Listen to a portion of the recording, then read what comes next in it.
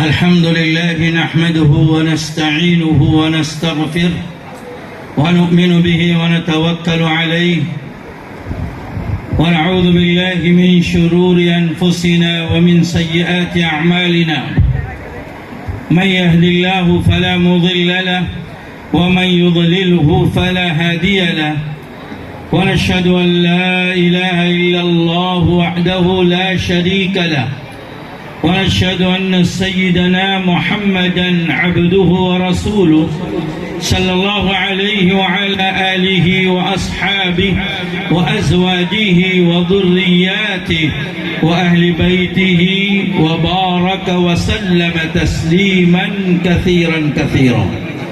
أما بعد، فأعوذ بالله من الشيطان الرجيم. يا أيها الذين آمنوا ادخلوا في السلم كافة ولا تتبعوا خطوات الشيطان إنه لكم عدو مبين. صدق الله العظيم. قال النبي صلى الله عليه وسلم: الدنيا خلقت لكم وإنكم خلقتم للآخرة، أو كما قال عليه الصلاة والسلام. جناب صدر، علماء کرام، مہمانان عظام، حاضرین مجلس، میرے بھائیوں، ماؤں اور بہنوں،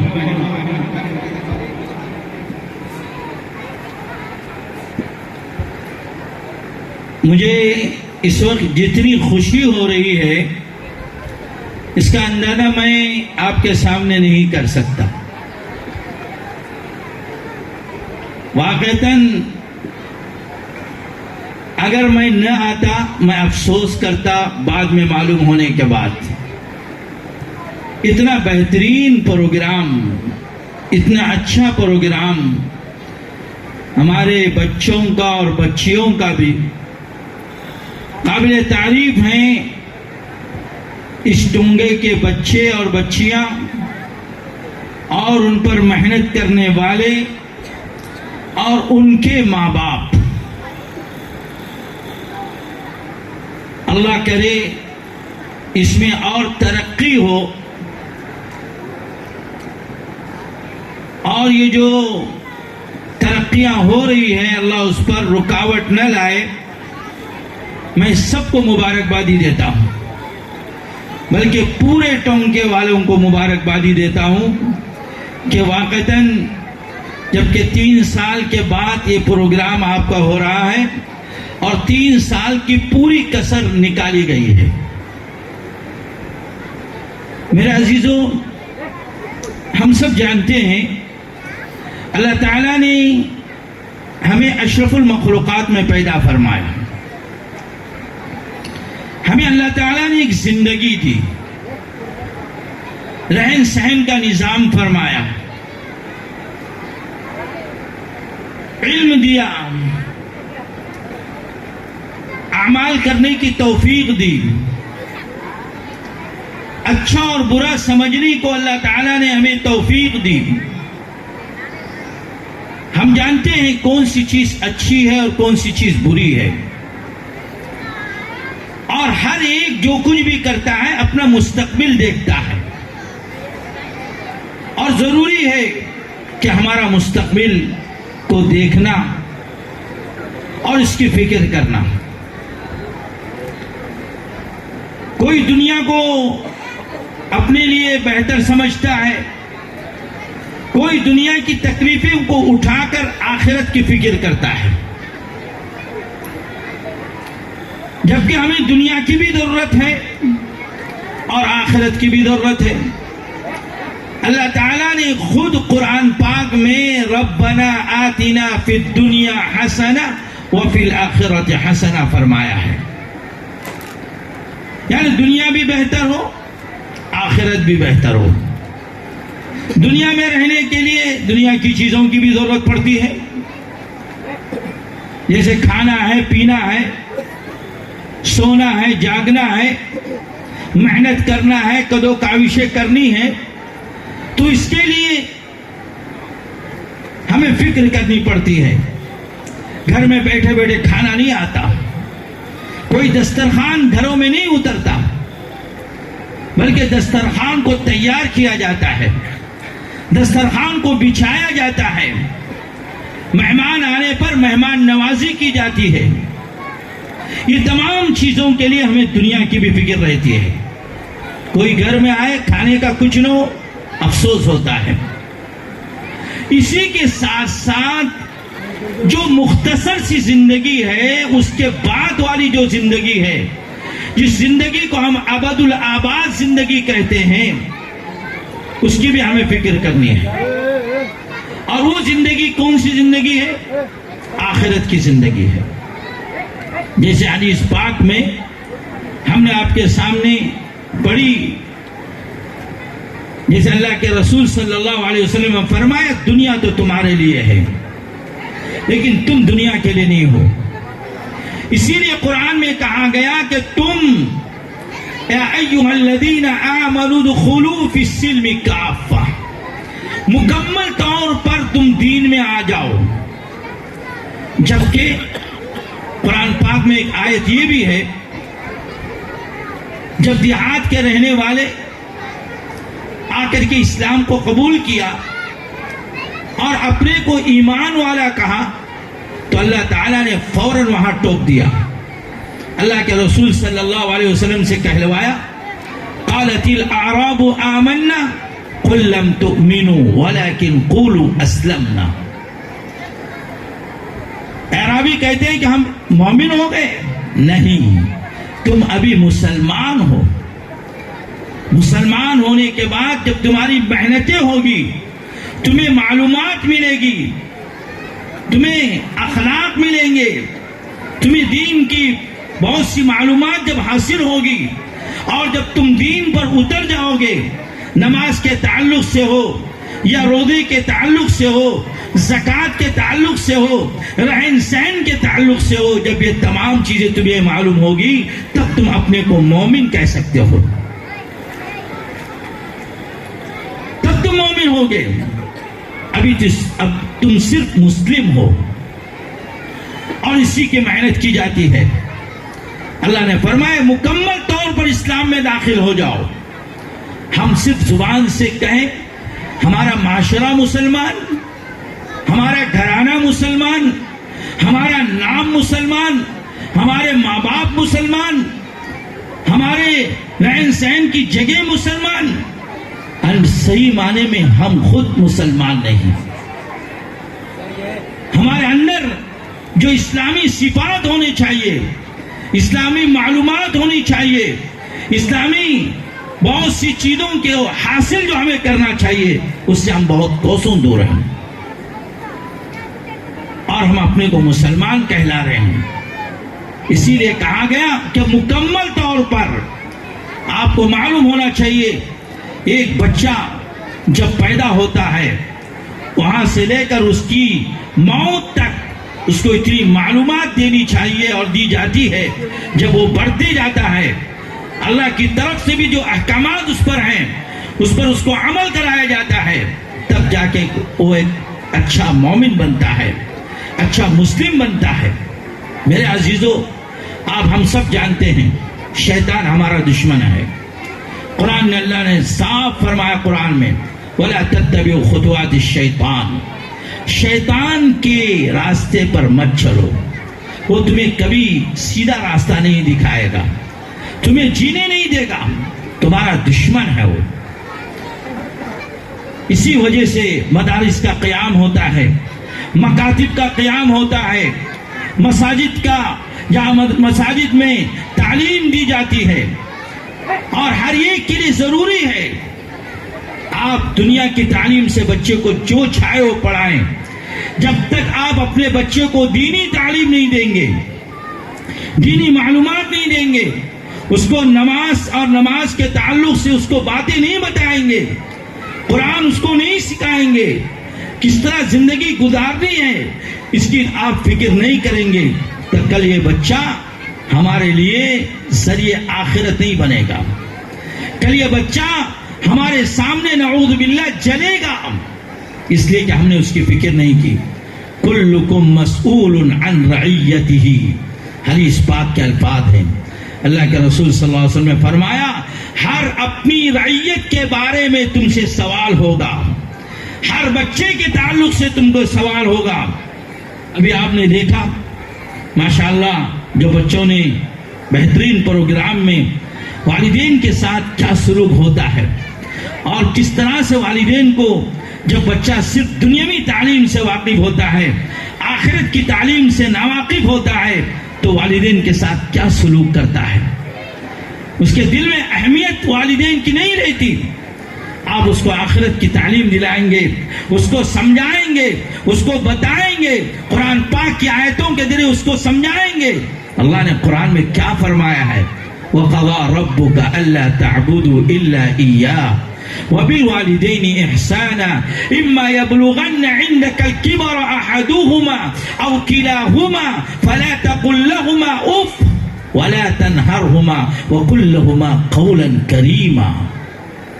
اس آیت پاک میں اللہ تعالیٰ نے توحید کے بعد، اللہ کو ایک ماننے کے بعد فرمایا کہ اپنے والدین کے ساتھ اچھا سلوک کرنا۔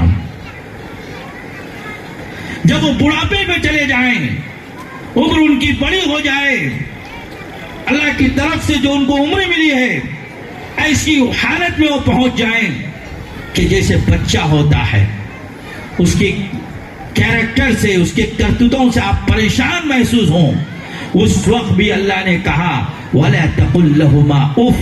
اف کہتے ہیں منہ سے نکلنے والی جو ہوا ہوتی ہے اس کو کہتے ہیں اف۔ اللہ نے کہا اف تک نہ کہنا، جھڑکنا تو بہت دور کی بات، گالیاں دینا تو بہت دور کی بات، اس کو غلط غلط باتیں کہنا تو بہت دور کی بات۔ وَلَا تَنْهَرْهُمَا، اللہ کہتا ہے وَقُل لَّهُمَا قَوْلًا كَرِيمًا، ایسی باتیں کہو تاکہ ان کا دل تم سے محبت میں رہے، ان کے دل میں سکون ہو، اچھی باتیں کہو۔ آج حال یہ ہے ایک باپ ایک بیٹے کو تیار کرتا ہے، جوانی میں محنت کرتا ہے، پیسے کماتا ہے، بڑا کرتا ہے، بڑا ہونے کے بعد اس کو اچھی تعلیم دیتا ہے، گریجویٹ بناتا ہے، پھر اس کے بعد ایک وقت وہ آتا ہے، باپ جو اس وقت جوان تھا بڑھاپے میں چلا جاتا ہے، اور جو بچہ تھا بیٹا جوانی میں چلا جاتا ہے۔ ایک وقت ایسا آتا ہے، ایک واقعے کے طور پر میں آپ کو اشارہ کرتے ہوئے بتاتا ہوں کہ ایک جگہ ایک باپ بیٹھا ہوا ہے، بچہ ہے، بچہ پوچھتا ابا جان یہ کیا ہے؟ باپ کہتا ہے بیٹا یہ کوا ہے، یہ کوا ہے۔ پھر پوچھتا ہے ابا جان یہ کیا ہے؟ بیٹا کوا ہے۔ پھر تھوڑی دیر ہوتی پھر پوچھتا ہے، 25 مرتبہ پوچھتا ہے، لیکن ایک مرتبہ بھی ابا جا غلط یا کچھ کو ڈانٹ کر کے نہیں کہتے، ہر بات میں محبت سے کہتے ہیں بیٹا یہ کوا ہے، کوا یہ کالا ہے، یہ اڑنے والا پرندہ ہے، اس کو اللہ نے بنایا ہے، بڑے محبت سے کہتا ہے۔ ایک وقت وہ آتا ہے، بیٹا ماشاءاللہ بڑا ہو جاتا ہے، پڑھ لکھ کر کے، باپ اور بیٹے اسی طرح باہر بیٹھے ہوئے رہتے ہیں، تو باپ بڑھاپے میں جان بوجھ کر بیٹے سے پوچھتا ہے بیٹا اس سامنے کیا بیٹھا ہوا ہے چھت پر؟ کہا بجا نے کوا بیٹھا ہوا ہے۔ پھر تھوڑی دیر کے بعد پھر پوچھتا ہے، کہا بجا نے کوا ہے، کالا ہے، اب دیکھ رہے ہیں نا۔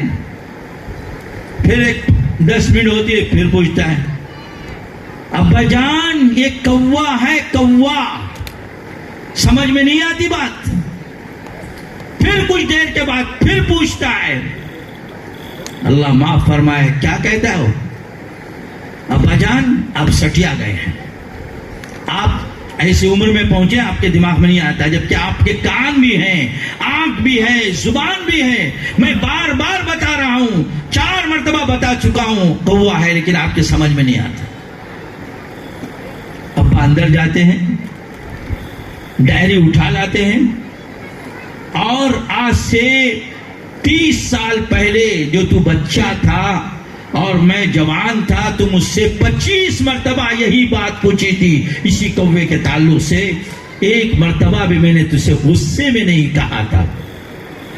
ابھی تو 4 مرتبہ اب اتنا بڑا ہو گیا کہ بس تجھے باپ کی محبت نہیں, تو دیش میں آ گیا اور مجھے تو الٹی سیدھی باتیں کہنے لگا.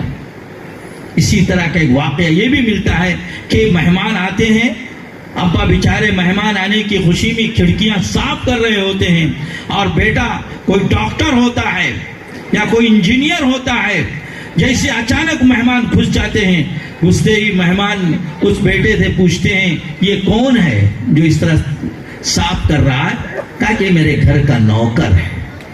اپنے ابا کو گھر کا نوکر بتاتے ہیں. میرے عزیزوں, میری ماں بہنوں, اسی لیے یہ مدارس ہم قائم کیے جاتے ہیں. لوگ کرتے محنت کرتے ہیں اسی وجہ سے. ابھی اس ٹونگے والے پر ایک ذمہ داری آ گئی ہے. اب تک تو آپ پر اتنی بڑی ذمہ داری نہیں تھی, اب آپ پر ایک ذمہ داری آئی ہے. صرف ماں پر اور بہنوں پر نہیں, بلکہ یہاں کے ہر فرد پر ایک ذمہ داری ہے. اور یہ آکاش, یہ زمین سن رہی ہے. بڑی محنتیں لگائی گئی ہے, بڑی کوششیں کی گئی ہے اس مدرسے کو قائم کرنے کے لیے. اب آپ کا کام ہے اس مدرسے کو چمکانا ہے. اس مدرسے کی چمک کوئی روغن سے نہیں ہوگی, کوئی خوبصورتی سے نہیں ہوگی, کوئی غبار اور غبارے سے نہیں ہوگی, بلکہ اس کی چمک آپ کے بچوں سے ہوگی. جب اس کے آپ کے گھر کا ہر فرد, ہر بچہ جب اس میں آئے گا اور یہاں آ کر کے پڑھے گا, بلکہ میں کہتا ہوں اس طرح ہو جائے کہ مدرسہ چھوٹا پڑ جائے اور یہاں کے ذمہ دار مجبور ہو جائیں. ایک بلڈنگ کی جگہ اور دوسری ایک بلڈنگ کی ضرورت پڑ رہی ہے, ہم پریشان ہیں, اور لوگوں کے پاس کسی طرح سے اس کا انتظام کرے, تب ہم مانیں گے واقعتاً ٹونگے والے اب چاک گئے ہیں. یہ جو کچھ بنا ہے بڑی محنتوں سے بنا ہے. آج سے کتنے سالوں پہلے خالی پڑی تھی, آج وقت آ گیا, اللہ نے وقت دے دیا, اس کو تکمیل اللہ تعالیٰ نے. اب آپ کا کام ہے, اب آپ کا کام ہے. آپ فکر کریں گے تو آپ کا کام بنے گا, آپ فکر نہیں کریں گے پھر ورنہ آپ افسوس کرنا پڑے گا. یہی در و دیوار, یہی بلڈنگ کل قیامت کے دن آپ کے خلاف ہو جائے گی. کل قیامت کے دن آپ کے خلاف ہو جائے گی. اللہ تعالیٰ سے کہے گی اے اللہ, فلاں وقت میں ان فلاں لوگوں نے اس بلڈنگ کو تعمیر کیا, اس پر محنتیں کی, کوششیں کی, لیکن انہوں نے اس کا خیال نہیں کیا, اس کی فکر نہیں کی. نتیجتاً کیا ہوا؟ یہ بلڈنگ تو بن گئی لیکن پڑھنے والے نہیں بنے. میری ماں بہنوں, اسی لیے میں نے کہا ادخلوا فی السلم کافہ, مکمل طور پر اسلام میں داخل ہونا چاہتے ہو تو ضروری ہے اپنے بچوں کو اس طرح سے دینی تعلیم دے. بڑے افسوس ہوتا ہے کبھی کبھار, کبھی ہم سنتے ہیں بچی 15 سال کی ہو گئی, 18 سال کی ہو گئی. لوگوں کو, ان کے ماں باپ کو, ان کے رشتہ داروں کو اس کی فکر تو ہو گئی کہ بچے کی شادی کرنی ہے. آج تک بچی کو یہ نہیں معلوم میرے بدن سے نکلنے والا خون یہ کون سا خون ہے, اس خون پر ہماری نمازیں ہوتی یا نہیں ہوتی, کون سا خون میرے بدن سے نکل رہا ہے. کبھی کبھار گھبرا کر کے ماں سے پوچھتی ہے, ماں کہتی ہے کہ بیٹی مجھے بھی نہیں معلوم.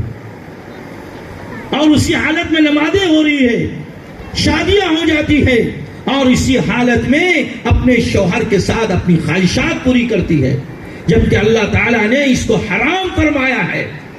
اس حالت میں کوئی شوہر اپنی بیوی کے پاس, کوئی بیوی اپنے شوہر کے پاس نہ جائے. احتیاط کرے. یہ سب مدارس کی انشاءاللہ تعلیمات سے اس کے آپ کو تعلیم ملے گی.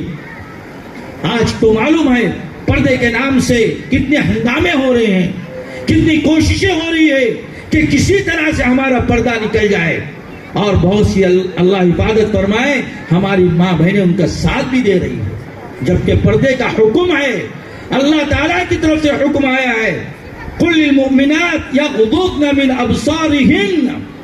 اللہ کا حکم ہے اپنی نگاہوں کو نیچے کرنے کے لیے, اپنے چہرے کو ڈھانکنے کے لیے یہ پردے کا حکم آیا ہے۔ ایک مرتبہ حضور اقدس صلی اللہ علیہ وسلم رات کے وقت اپنی بیوی سودا کو لے کر کے جا رہے تھے۔ جاتے ہوئے دو صحابی کو آپ نے دیکھا، دو صحابی کو دیکھا اور بلا کر کے کہا، دیکھو یہ میری بیوی سودا ہے، یہ بیوی سودا ہے، تاکہ ان کو پتا چل جائے میں اپنی بیوی کے ساتھ جا رہا ہوں اور اسی لیے پردے میں۔ تو میرے عزیزوں، میری ماؤں بہنوں، بہت خوش نصیب ہے، اللہ کی طرف سے آپ کو ماشاءاللہ بہترین مدرسہ مل گیا۔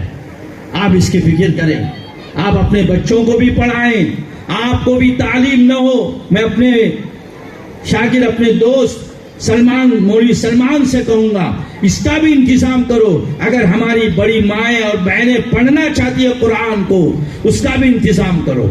یہاں تک کہ معلومات، فقہی معلومات ہر ایک کے لیے لازم ہے۔ بہت سے لوگوں کو وضو کا طریقہ نہیں معلوم، نماز کا طریقہ نہیں معلوم، آج 40 سال 50 سال گزر گئے، آج تک نہیں معلوم۔ کیوں پوچھا نہیں؟ صبح سے شام گھر کے کام کاج میں اس طرح سے ہو گئے کہ بس اس کو پوچھنے کی ضرورت نہیں پڑی۔ ہمارے لیے ضروری ہے، ہم مومن ہیں، ہم ایمان والے ہیں، اللہ نے ہمیں جو دین دیا ہے، جو مذہب دیا ہے، اس پر مکمل طور پہ ہمیں معلومات ہونی چاہیے، تب ہم ادخلوا فی السلم کافہ میں داخل ہو جائیں گے۔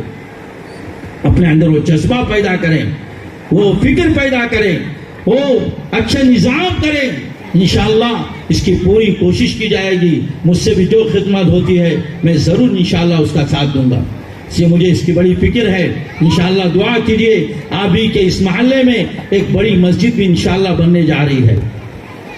پورے الحمدللہ کام ہو گئے ہیں، کاغذات کا معاملہ بھی ہو گیا ہے، بس تھوڑا سا معاملہ ہے، اب اس کو پورا کر کے انشاءاللہ بہت بڑی مسجد بنے گی۔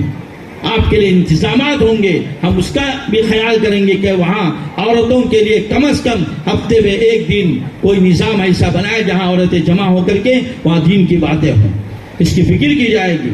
میرے عزیزوں، میری ماؤں بہنوں، صرف ہم اس خوشی میں نہ رہیں، ماشاءاللہ ہماری بچیاں بہت بہترین پروگرام دکھائی، نہیں، ہمیں اس بچیوں کے خیال رکھنا ہے۔ ابھی یہ بڑھ رہی ہے، جوان ہو رہی ہے، ان کو معلومات دینی ہے، اس کی فکر کیجئے۔ ابھی تو مجھے نہیں معلوم یہاں کتنی بچیاں حافظ ہیں اور کتنے بچے حافظ ہیں، مجھے تو اس کا علم نہیں ہے، لیکن میں اس کا نتیجہ 5 سال کے بعد دیکھنا چاہتا ہوں۔ 5 سال کے بعد میں اس کا نتیجہ یہاں دیکھنا چاہتا ہوں کہ کم از کم 5 سال کے بعد یہاں کچھ نہ ہو تو کم از کم 50 بچیاں حافظ ہو، 50 بچے حافظ ہو، ایک نظام بننا ہے۔ اور پھر کچھ سالوں کے بعد یہاں گھر کا کوئی ایسا بچہ نہ ہو، آپ کسی بچے کو چاہے ڈاکٹر بنائیے، انجینئر بنائیے، سائنٹسٹ بنائیے، جو چاہے وہ بنائیے، لیکن حافظ قرآن ضرور بنائیے۔ کل بھی ہم نے اس پر بہت سی باتیں کہی تھی، اللہ کی طرف سے جو انعام حافظ قرآن کو جو ملنا والا ہے ہم اندازہ نہیں کر سکتے، سوچ نہیں سکتے، بہت بڑا انعام اللہ کی طرف سے وہ ملنے والا ہے۔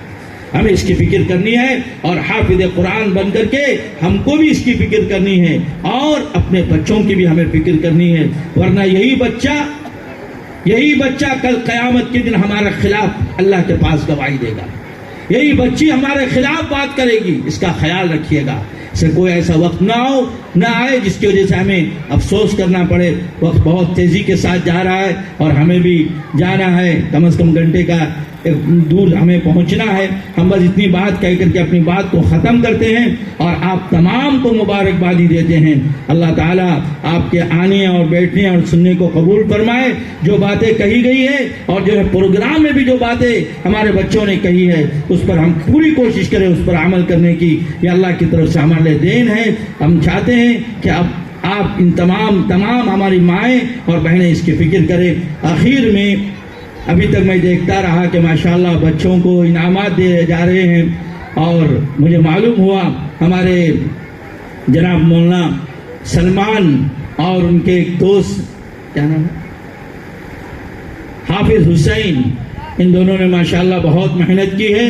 تو میں چاہوں گا اور خصوصاً یہ بچیوں نے جو پروگرام کیا ہے، میں اپنی طرف سے ان بچیوں کو اور ان بچوں کو جو پروگرام کر رہے ہیں 10,000 روپے کا انعام کا اعلان کرتا ہوں۔ میں کل انشاءاللہ اس کو پہنچاؤں گا، اور ان کو سلمان اور جو حافظ حسین ہے ان دونوں کو 5000 کا انعام کا اعلان کرتا ہوں، اس کو بھی میں پہنچا دوں گا۔ مجھے بہت خوشی ہوئی کہ انشاءاللہ ایسا پروگرام ہوتا رہے جس کی وجہ سے ہمارے ایمان میں بھی مضبوطی ہو اور ہمیں اس کی فکر کرے، جیسے ہر ماں چاہتی ہے میرا بچہ آئے، میری بچی آئے۔ جتنی آپ کو خوشی ہونی ہے اس سے زیادہ خوشی ان کے ایمان کی حفاظت پر آپ کی ہونی چاہیے۔ آپ کی بچی اچھی بنی، اخلاق والی بنی، غلط چیزوں سے حفاظت ہو گئی، انشاءاللہ آپ دیکھیں گے ایک انقلاب آئے گا پورے ٹونگے میں، انقلاب آئے گا، خدا کی مدد اور نصرتیں آئے گی، ہر فرد یہاں کا نمازی بنے گا، دیندار بنے گا۔